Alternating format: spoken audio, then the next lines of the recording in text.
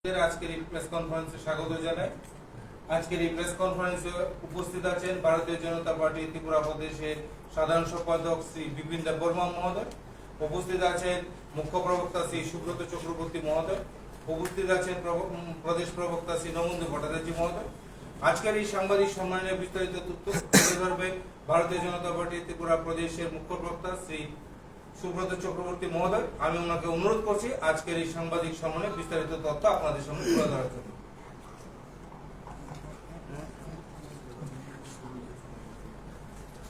সকল মিডিয়া বন্ধুদের আন্তরিক শুভেচ্ছা জানাচ্ছি এবং স্বাগত জানাচ্ছি আজকের এই প্রেস কনফারেন্সে। আজকে সোশ্যাল মিডিয়ার দুটি বিষয় আমাদের দৃষ্টিতে এসছে এবং আমাদের মনে হয়েছে এই দুটি বিষয় নিয়ে রাজ্যের জনগণের কাছে স্পষ্টীকরণ দেওয়া ভীষণ জরুরি, কারণ অত্যন্ত সংবেদনশীল দুটো বিষয় আমাদের দৃষ্টিতে এসছে। প্রথম যেটা এসছে আমাদের দৃষ্টিতে, মাননীয়া প্রিয়াঙ্কা গান্ধী বাত্রা তিনি একটি টুইট করেছেন, যার টুইটার হ্যান্ডেলে রয়েছে, এবং এআইসিসি থেকে একটি প্রেস মিট করা হয়েছে। ডক্টর অজয় আলোক, ত্রিপুরার মাননীয় বিধায়ক গোপাল রায় সহ যে প্রেস মিট করা হয়েছে, সেই প্রেস মিট এবং টুইটার হ্যান্ডেলে প্রিয়াঙ্কা গান্ধী বাত্রা যা বলেছেন,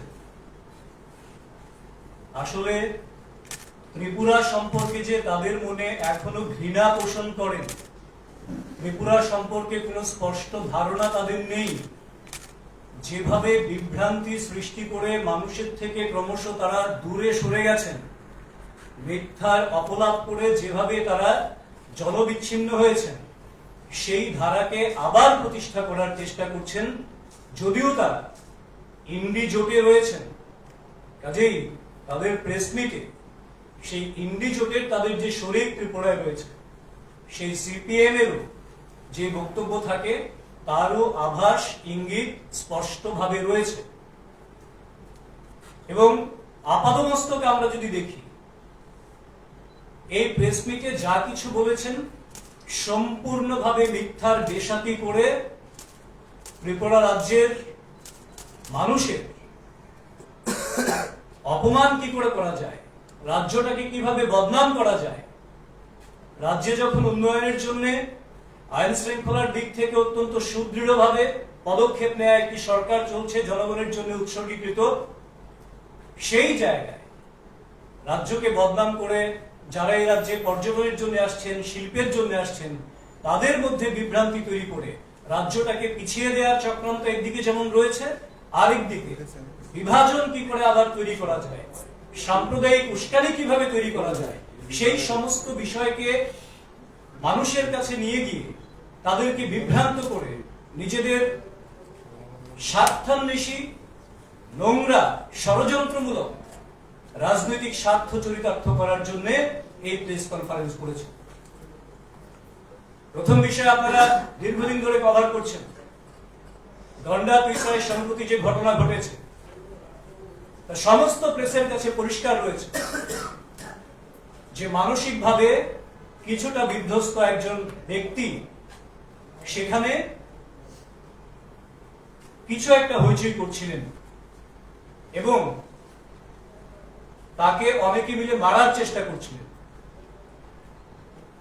সেখানে একটি যুবক পরমেশ্বর রিয়ান তাকে বাঁচাতে গিয়েছিলেন। বাঁচাতে গিয়ে সেই যারা মানসিকভাবে কিছুটা ভারসাম্যহীন যে ব্যক্তি ছিলেন, যার উপর মারধর করা হচ্ছিল, বাঁচাতে গিয়ে তিনি আহত হয়েছেন এবং তিনি কয়েকদিন আহত হওয়ার বিষয়টা আপনারা নিশ্চয়ই জানেন, কারণ আমাদের টিম সম্প্রতি সেখান থেকে ভিজিট করে এসেছেন, আমাদের মন্ত্রী থেকে শুরু করে সহসভাপতি থেকে। কি হয়েছিল? তাকে মারধর করতে গিয়ে তাকে শেষ অব্দি ইলেকট্রিক গ্যাংয়ে ফেলে দেওয়া হয়েছে, ছুটে ধাক্কা দিয়ে সেখানে ফেলে দেওয়া হয়েছে, ইলেকট্রিক শক তার মধ্যে লেগেছে এবং গন্ডাছড়া হাসপাতাল থেকে পরে রেফার করে জিবি হাসপাতাল, এবং সেখানে দুর্ভাগ্যজনকভাবে ওনার মৃত্যু হয়েছে। মোটেও কাম্য নয় এই ধরনের ঘটনা। ত্রিপুরার বুকে কেন, ভারতবর্ষের কোথাও কাম্য নয়। কিন্তু সেই ঘটনাকে কেন্দ্র করে কি প্রচার করা হচ্ছে, সেই ঘটনাকে কেন্দ্র করে বলা হচ্ছে সেই অঞ্চলে খাদ্য নেই, যোগাযোগ নেই, কোনো কিছু নেই, যেটা সিপিএম বারবার চিৎকার করে। সেই চিৎকারটা ওরা করছে এখন এআইসিসি তে বসে সিপিএম এর স্ক্রিপ্ট নিয়ে। তার জন্য নাকি ওখানে বিক্ষোভ হয়েছে, তার জন্য নাকি এই সমস্ত ঘটনা ঘটেছে। কিন্তু বিষয় মোটেও তা নয়। বিষয় হচ্ছে এই মৃত্যুটাকে কেন্দ্র করে লাশের রাজনীতি কি করে করতে হয়, তার জন্য আগে যেটা শুধু সিপিএম কে আমরা বলতাম, এখন ইন্ডি জোট যৌথভাবে লাশের রাজনীতি করতে শুরু করেছে ত্রিপুরা রাজ্যের বুকে। এটা রাজ্যের মানুষের জন্য, আগামী দিনের জন্য একটা চরম বার্তা বহন করছে রাজ্যের শান্তি শৃঙ্খলা বজায় রাখার স্বার্থে। যিনি এই ঘটনায় প্রয়াত হয়েছেন পরমেশ্বর রিয়াং মহোদয়, ওনার বাড়ি গোবিন্দ বাড়ি।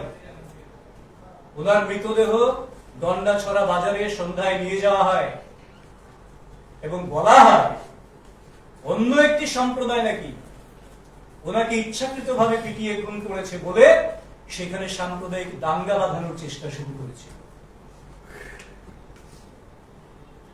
এটা প্রশাসনের দৃঢ়তা বেশি দূর পর্যন্ত এগুতে পারেনি এবং সেই সঙ্গে প্রশাসনের দিক থেকে যথোপযুক্ত ব্যবস্থা গ্রহণ, প্রশাসনের দিক থেকে শান্তি শৃঙ্খলা বজায় রাখার থেকে শুরু করে যারা ক্ষতিগ্রস্ত হয়েছেন তাদের টোটাল ক্ষতিপূরণের জন্য প্রশাসন তৎপর রয়েছে।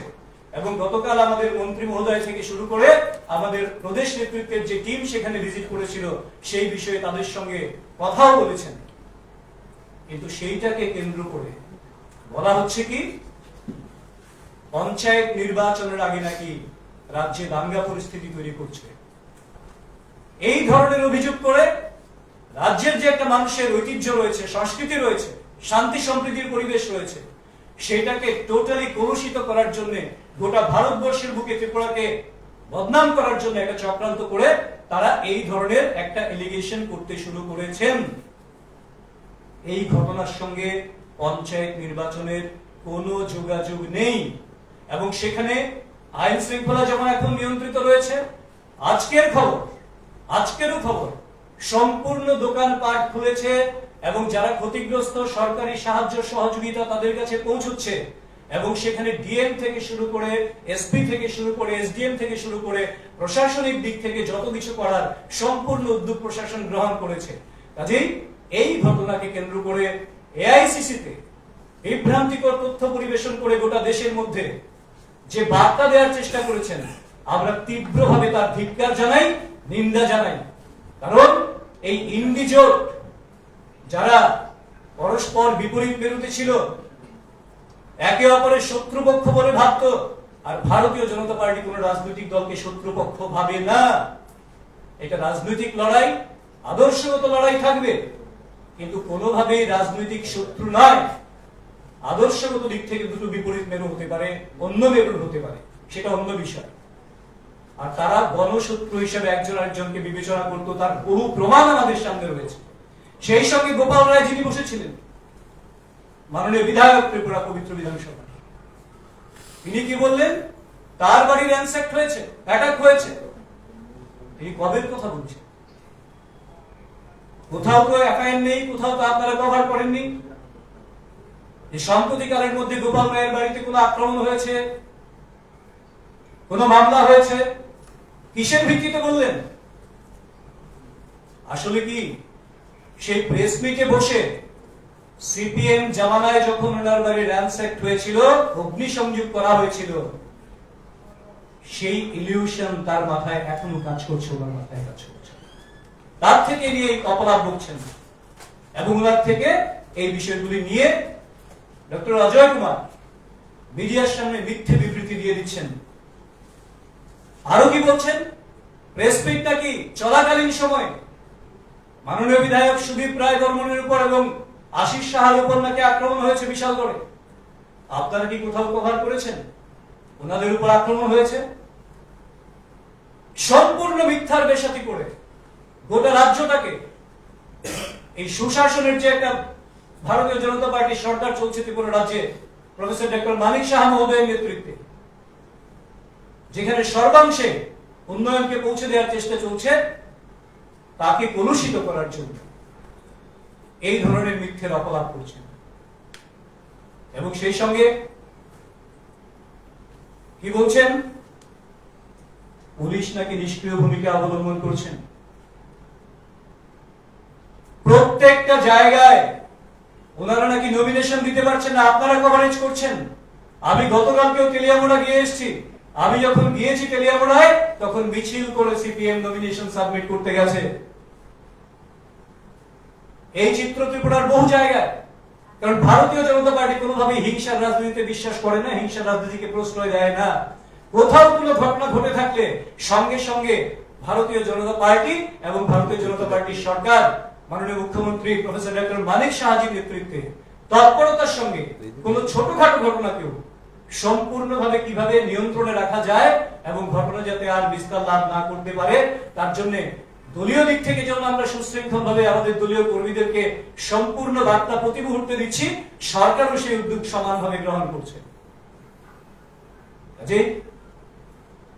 বিরোধী দলের উপর ভারতীয় জনতা পার্টি আক্রমণ করছে, তাদের নমিনেশন দেওয়া যাচ্ছে না, এই কথাগুলি বলার আসল মানেটা কি?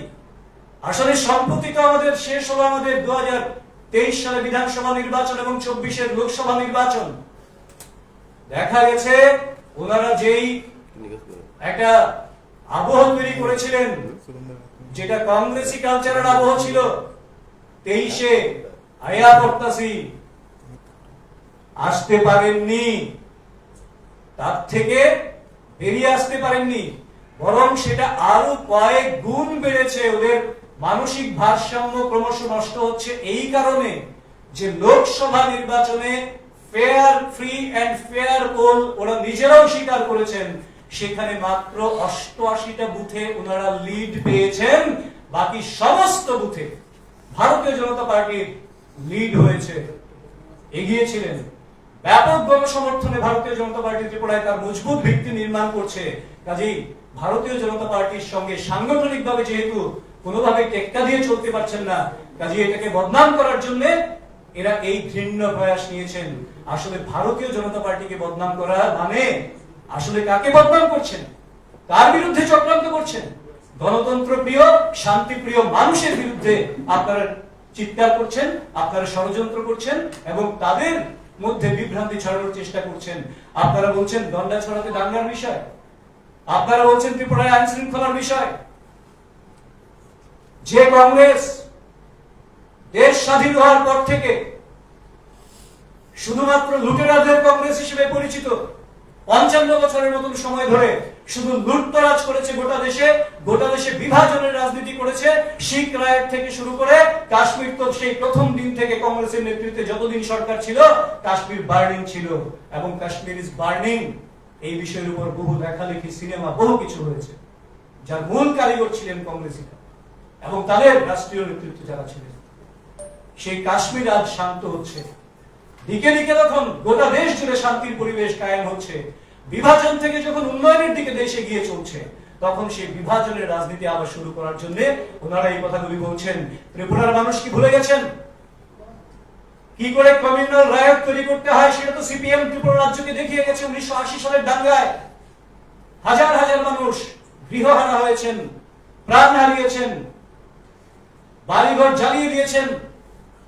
কোথায়? তারপরে তো আপনারা দীর্ঘ ক্ষমতায় ছিলেন, কজনের কম্পেনসেশন দিয়েছেন, কজনকে ফিরিয়ে এনেছেন, কজনকে তাদের ভূমি ফিরিয়ে দিয়েছেন? সেই পরিস্থিতি এখন বদলে গেছে। প্রতিটা নির্বাচনে আমরা দেখতাম ত্রিপুরা রাজ্যে সিপিএম এর সময় বলুন, কংগ্রেসের সময় বলুন, বিরোধী দল মানে ঘর ছাড়া হতে হবে, অগ্নিসংযোগ ভুগতে হবে, তারপর ক্ষমতায় আসার পর এদের কোন রকম, এদের বাজারে যেতে পারবে না, চাকরি বাকরি সরকারি সুযোগ সুবিধা পাওয়ার তো কোনো প্রশ্নই নেই। এদেরকে নির্যাতিত হতে হবে, এদেরকে বৈষম্যের শিকার হতে হবে, কারণ তাদেরকে স্বজন পোষণ করে ক্ষমতায় থাকতে হবে। সেই স্বজন পোষণের রাজনীতি থেকে ভারতীয় জনতা পার্টি এবং তার সরকার বেরিয়ে এসছে। সবকা সাথ সবকা বিকাশ, সবকা বিশ্বাস, সবকা প্রয়াস আমাদের স্লোগান নয়, এটা আমাদের কর্মপন্থা। এই কর্মপন্থার বাস্তবায়নে মানুষের সমর্থন যখন বাড়ছে তখন তাদের মাথা খারাপ হয়ে গেছে এবং সেই বিভ্রান্তি থেকে এই সমস্ত বিষয় করছেন। আর সেই কংগ্রেসের 88 থেকে 93 এর যে পিরিয়ড চলছে সেই পিরিয়ড ত্রিপুরা রাজ্যের মানুষ একটাও ভুলেনি। কি হয়েছিল তখন? সেই সিপিএম যারা তার পর থেকে 88 থেকে 93 এর ঘটে যাওয়া ঘটনার পর থেকে সেই পিরিয়ডটাকে ক্যাশ করে করে করে করে 2013 সাল পর্যন্ত ক্ষমতায় টিকেছিলেন। এক ক্যাসেট বাজিয়ে বাজিয়ে উজান ময়দানের মতন দুর্ভাগ্যজনক ঘটনা থেকে শুরু করে বুথ দখল, বিভিন্ন পঞ্চায়েতের সেই ক্লিপিংস আমাদের কাছে কিন্তু আছে। 1994 এর 93 ক্ষমতায় এসেছিল সিপিএম, 93 পর্যন্ত 88 থেকে জোট আমল ছিল ত্রিপুরায়। কি ছিল পত্রিকার হেডলাইন?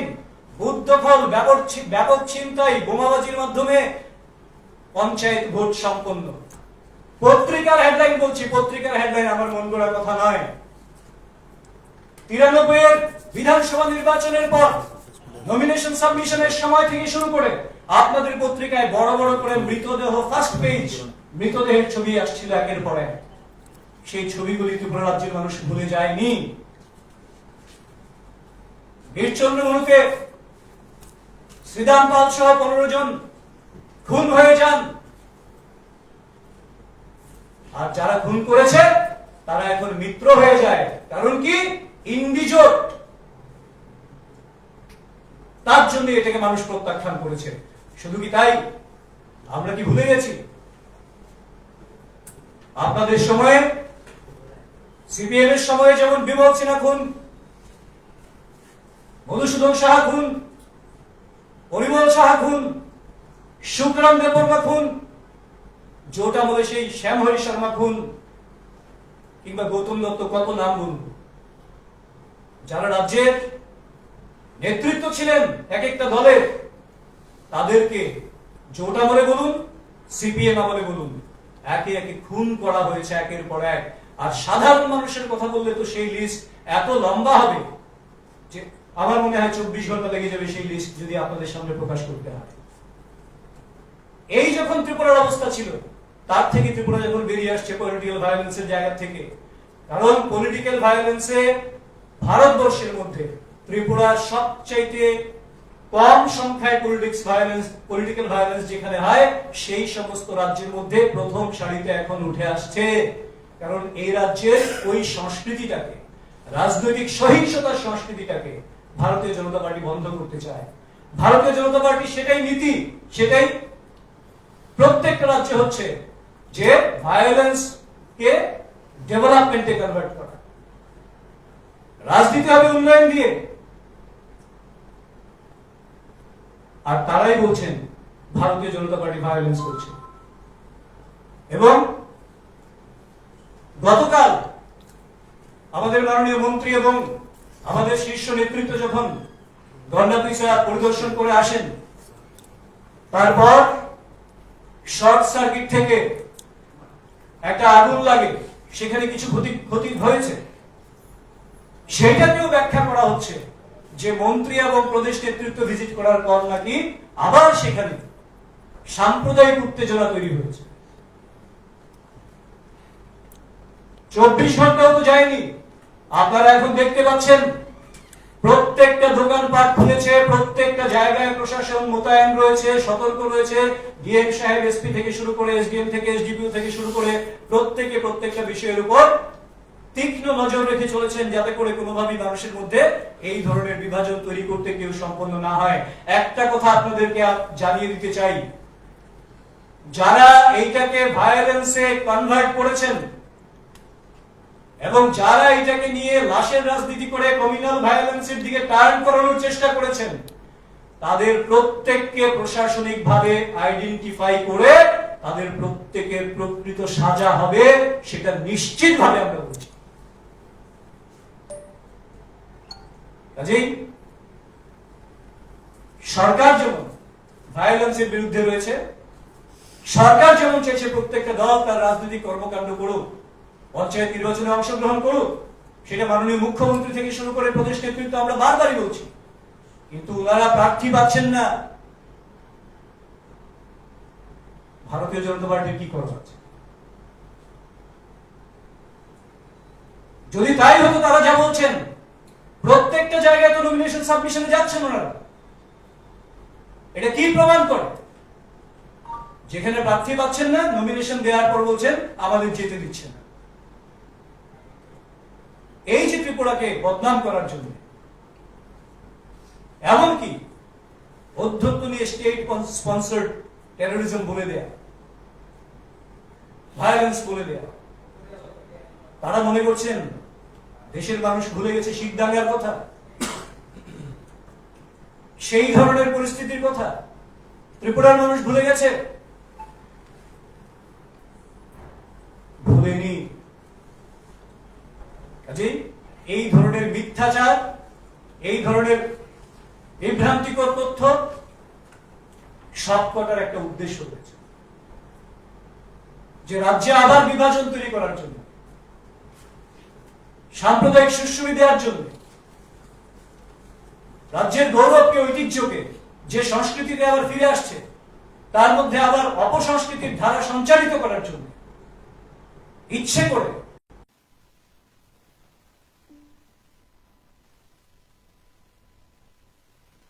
It's 8:39 p.m.